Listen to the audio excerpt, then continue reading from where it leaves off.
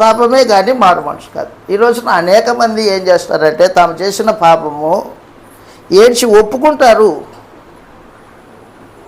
కానీ ప్రభు దగ్గరికి తిరిగి రారు. మరలా నువ్వు ఎప్పుడైతే తిరిగి వస్తావో అది మారు మనసు. తప్పిపోయిన కుమారుడు ఉన్నాడు కదా, మనం చదివాం ఇందాక లేఖన భాగం లూకాసు వార్త 15వ అధ్యాయంలో.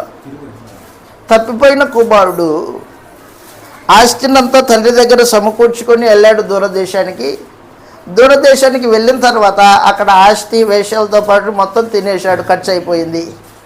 తినడానికి ఏమీ లేదు. ఇప్పుడు తినడానికి ఏమీ లేకపోతే ఉద్యోగం కోసం వెతికాడు. ఉద్యోగము అది పందులు కాసుకునే ఉద్యోగం.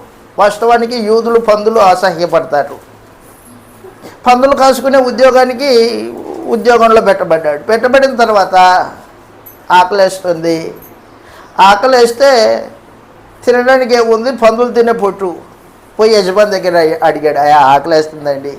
లేదు, పందులు కాసేటోడు కూడా భోజనం పెడతారా అన్నట్టుగా మాట్లాడితే పందులు తినే పొట్టు తినడానికి ఆలోచన చేశాడు.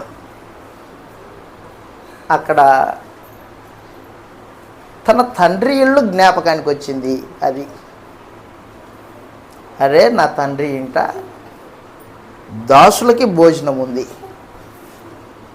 నా తండ్రి ఇంట్లో దాసత్వం చేసే వాళ్ళకి భోజనం ఉంది, కాబట్టి నేను మళ్ళీ తిరిగి నా తండ్రి ఇంటికి వెళ్ళిపోతా అని ఆ రోజున ఆలోచన చేసుకుని ఏం చేశాడంటే తిరుగుముఖం పట్టాడు ఇంటికి వెళ్ళడానికి.